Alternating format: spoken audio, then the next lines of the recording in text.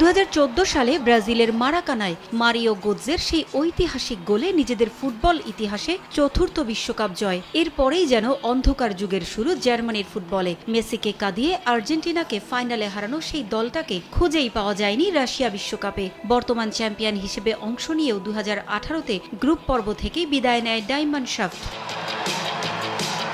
2022 সালে কাতার বিশ্বকাপেও একই পরিণতি। বিশ্ব আসরে সাফল্য যেন দূরের বাতিঘর হয়ে দাঁড়িয়েছে জার্মানদের জন্য। দীর্ঘদিনের কোচ পরিবর্তন করেও ভাগ্যের পরিবর্তন হয়নি। তবে এবার নিজ দেশে অনুষ্ঠেয় ইউরো চ্যাম্পিয়নশিপ নিয়ে স্বপ্নবাদ জার্মানি। 1972, 1980 ও 1996 সালে তৃতীয়বারের মতো ইউরোপ সেরার মর্যাদা পেয়েছিল জার্মানরা। এরপর আর ইউরোর শিরোপা ঘরে তুলতে পারেনি তারা।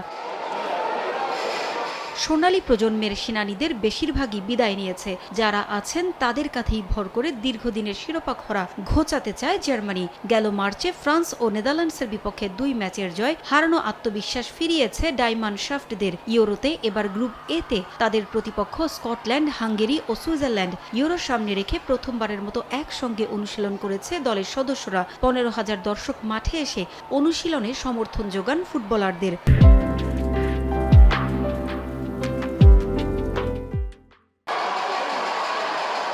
আগামী সপ্তাহে চ্যাম্পিয়ন্স লিগের ফাইনাল শেষে দলের সব ফুটবলারকে একসঙ্গে পাবেন কোচ নাগেলসম্যান। এরপরেই শুরু হবে আনুষ্ঠানিক অনুশীলন। ইউরোর আগে জুনে গ্রিস ও ইউক্রেনের সঙ্গে 2টি প্রীতি ম্যাচও খেলবে জার্মানি। এবারের ইউরোতেই শিরোপা খরা কাটাবে দল আশা কোচ জুলিয়ান নাগেলসম্যানের।